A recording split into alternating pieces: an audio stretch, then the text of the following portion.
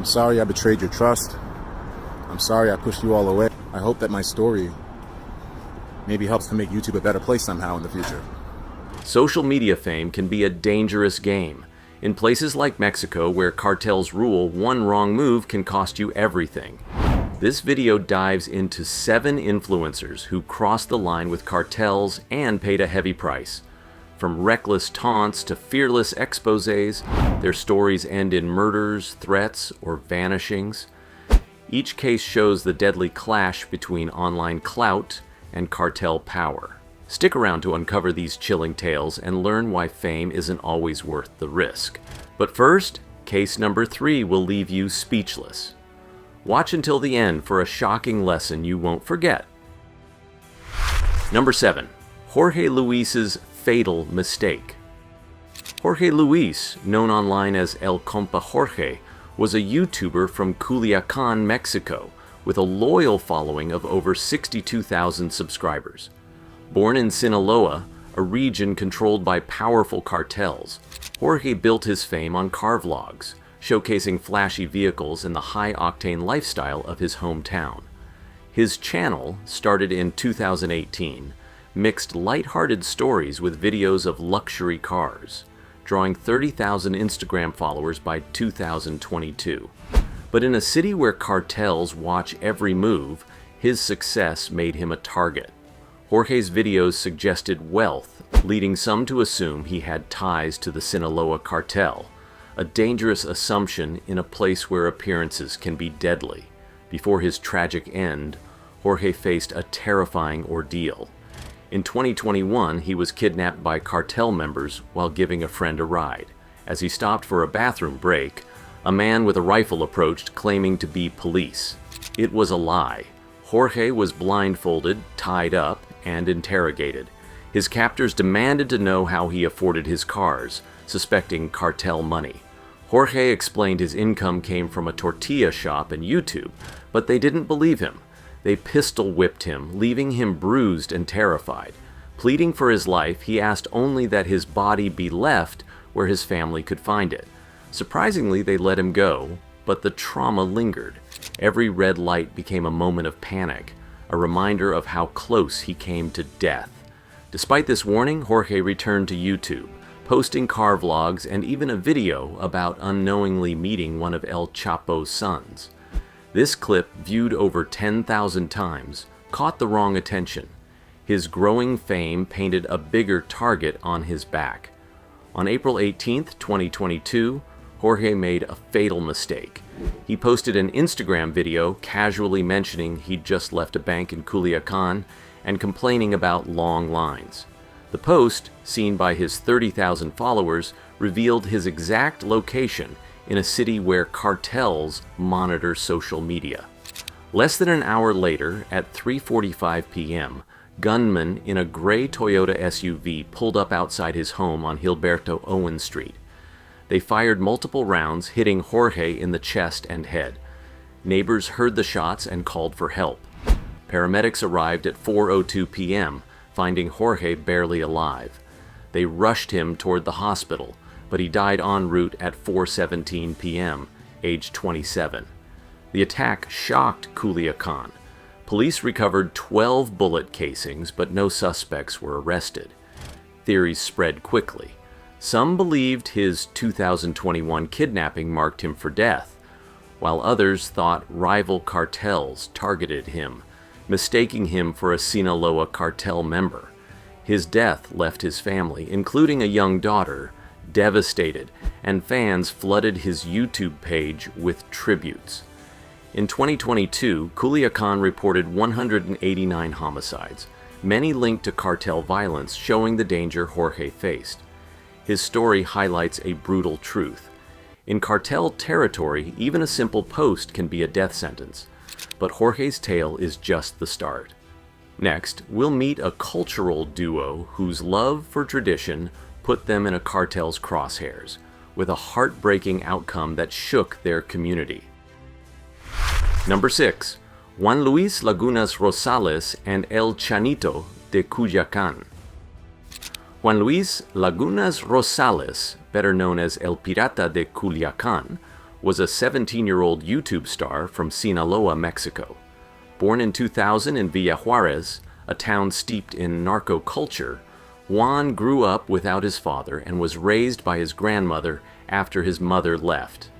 By 15, he dropped out of school and moved to Cuyacán, washing cars to survive. His wild personality and binge-drinking videos, posted on Facebook and Instagram, exploded online, earning him over 1 million Facebook followers and 300,000 on Instagram by 2017. Despite being underage, Juan chugged whiskey and beer on camera.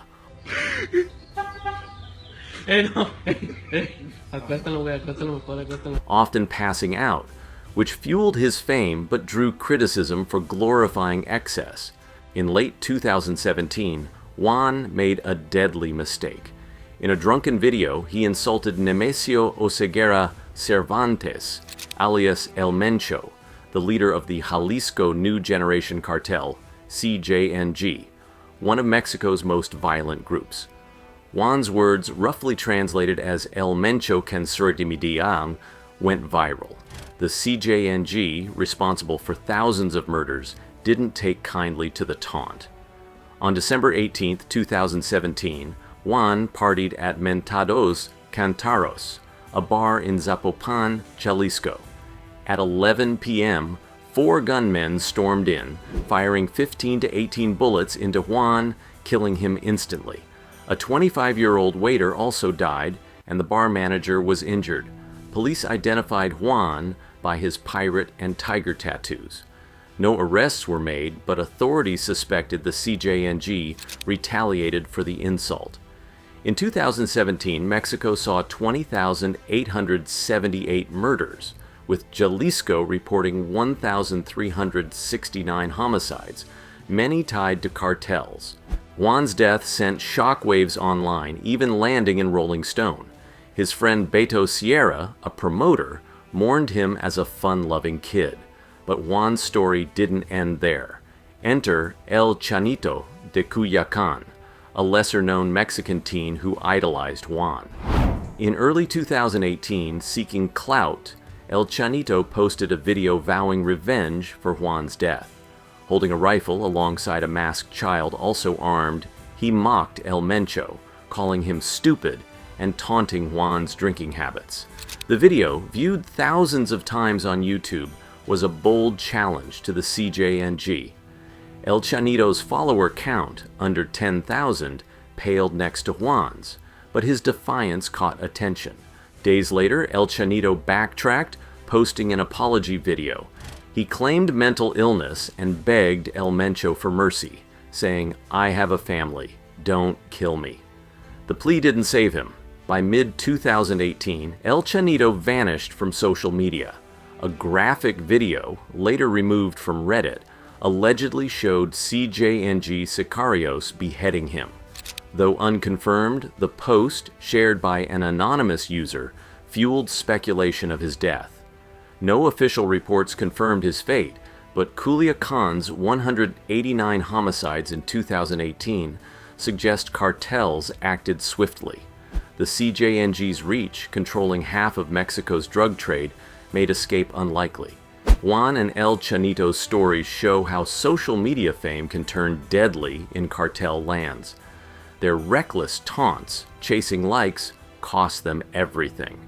In 2017, Sinaloa reported 1,566 murders, a stark reminder of the risks they faced. Now that we've seen how words spark tragedy, let's explore a social media sensation whose flashy stunts brought a cartel's wrath in a whole new way.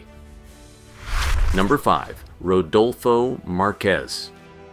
Rodolfo Marquez, better known as Fofo Marquez, was a 27-year-old Mexican influencer who loved showing off his wealth. Born in 1997 to a rich family in Mexico City, Fofo's father owned gas stations, and his grandfather made shoes for Mexico's elite. By 2022, Fofo had nearly 800,000 TikTok followers and 3 million across social media, posting videos of luxury cars, wild parties, and exotic trips. His nickname, Millionaire Kid, came from his lavish lifestyle, which he bragged about constantly. But in a country where cartels like the Jalisco New Generation Cartel, CJNG, hold power, flashing wealth can draw the wrong eyes. On July the 7th, 2022, Fofo pulled a stunt that changed everything. He parked 3 luxury cars, a Lamborghini, a Ferrari, and a Porsche, across all lanes of the Matute Remus Bridge in Guadalajara, blocking traffic for a TikTok video. "This is what money can do in Mexico," he boasted, even joking about dancing on the bridge. The video, posted to his 800,000 followers, went viral, but it sparked outrage. Cars piled up, horns blared, and locals fumed. Guadalajara's mayor, Pablo Lemus, threatened charges, and TikTok banned Fofo's account within 48 hours. Fofo apologized, donating $2,100 to a shelter and cleaning the bridge as community service. But the damage was done. The CJNG, led by the ruthless Nemesio El Mencho Oseguera, took notice. Guadalajara is their stronghold, and they saw Fofo's stunt as a direct insult. Days later, a Facebook post from an account called Gente con la Gente NG delivered a chilling message. "We rule Jalisco and Mexico. Fofo, you won't come to Guadalajara acting like you own it. El Mencho is in charge. If we see you again, your money won't save you." The CJNG, responsible for 30% of Mexico's drug trade violence, wasn't joking. In 2022, Jalisco reported 1,247 homicides, many tied to the cartel. Fofo, terrified, fled to his family's mansion in Mexico City, hiring 30 bodyguards for protection. Fofo's troubles didn't end there. In February 2024, he brutally attacked a woman in a Naucalpan Mall parking lot after she clipped his car's mirror. The video, seen by millions, led to his arrest for attempted femicide. While in prison, a narco message with a severed head appeared in Tijuana, warning Fofo, "Touch a woman again and this happens to you." He was sentenced to 17 years in January 2025. Fofo's wealth couldn't shield him from cartel wrath or justice. Fofo's story shows how one reckless act can spiral into a nightmare. Next, we'll dive into an influencer whose bold move in the same country pushed a cartel too far with deadly results. Number 4. Reuben Ortega. Reuben Ortega, known as Super Chinelo, was a 45-year-old YouTuber from Ixtapaluca, Mexico, loved for celebrating his culture. Born in 1977 in Morelos, a state known for its vibrant traditions, Reuben launched his YouTube channel in 2019, gaining 15,000 subscribers by 2022. Wearing a red chinelo mask, a nod to Morelos' traditional dance, he shared videos of local festivals, dances, and interviews promoting Mexican heritage. With 8,000 followers, his TikTok showed him dancing at carnivals, earning him the title of cultural promoter. But in Mexico, where cartels silence voices, Reuben's activism against corruption and cartel influence made him enemies. Reuben didn't just share culture, he spoke out boldly. His videos criticized Morelos' corrupt officials and the cartels fueling violence. In 2022, Morelos reported 628 homicides, many linked to the Jalisco New Generation Cartel, CJNG, and local gangs. Reuben's post, viewed thousands of times, called for justice, exposing how cartels extorted businesses. This bravery put him at risk. On August 31, 2022, at 12:30 p.m., Reuben arrived home in a white Toyota in San Buenaventura, Ixtapaluca. As he stepped out to open his gate, 2 gunmen appeared, firing 6 shots into his chest and head. His wife, standing nearby, was shot in the arm but survived. Their 4-year-old son, unharmed, witnessed the horror. Neighbors called police, who arrived at 12:45 p.m., finding Reuben dead. Paramedics rushed his wife to a hospital where she stabilized. The attackers fled in a gray sedan, leaving no trace. Ixtapaluca's police recorded 97 murders that year, with no arrests in Reuben's case. Fans flooded his Facebook page, which had 10,000 followers, with messages like, "You gave us pride, Super Chinelo." Many believed his criticism of cartels, which earned 5,000 views per video, led to his murder. Reuben's death highlighted the danger of speaking out in a region where 70% of Mexico's 2022 homicides were cartel-related. Reuben's love for his people cost him his life, showing the price of truth. Now, let's meet a TikTok star whose secret double life ended in a shocking cartel ambush. If you're hooked by these chilling stories, hit that like button and drop a comment with your thoughts. Your support keeps us going. Subscribe for more. Number 3. The rise and fall of Sabrina Durán Montero. Sabrina Durán Montero, known as La Ina, was a 24-year-old TikTok star from Santiago, Chile. Born in 1999 in Recoleta, she grew up in a tough Peñaflor neighborhood, one of 9 siblings. By 13, she was pregnant with her son, and as a teen, she entered the drug trade with her brothers. Her TikTok account, at Katrina Guzman, launched in 2021, gained 610,000 followers by 2023, with 13 million likes. Posting as Joaquina Guzman, a nod to El Chapo, she shared reggaeton dances and beauty tips, even from prison. Her narco queen persona glamorized her criminal life, drawing fans and rivals alike. Arrested in March 2022 for trafficking cocaine, marijuana, and ecstasy, Sabrina led a Peñaflor gang. During a raid with 100 detectives, she tried escaping through a window, but was caught. Sentenced to San Miguel's Women's Penitentiary, she kept posting, using smuggled phones despite 20,000 phones seized from Chile's 49,000 inmates in 2023. Released on parole in May 2023, she flaunted luxury cars and jewelry online, ignoring her gang's enemies. Chile reported 4,689 homicides in 2023, many tied to drug wars. On October 24, 2023, at 10:15 a.m., Sabrina drove to a nail salon in Padre Hurtado, Santiago. 3 gunmen ambushed her, firing 8 shots, one a fatal headshot. They stole her car, later found burned in Quilicura, 35 kilometers away. A bystander's video showed her collapse, viewed millions of times. Doctors couldn't save her. Prosecutor Pablo Sabaj called it a planned hit, likely revenge by rival gangs. No arrests followed, and her funeral, deemed high risk, saw 1,700 narco funerals in Chile over 5 years. Sabrina's double life fueled her fame but sealed her fate.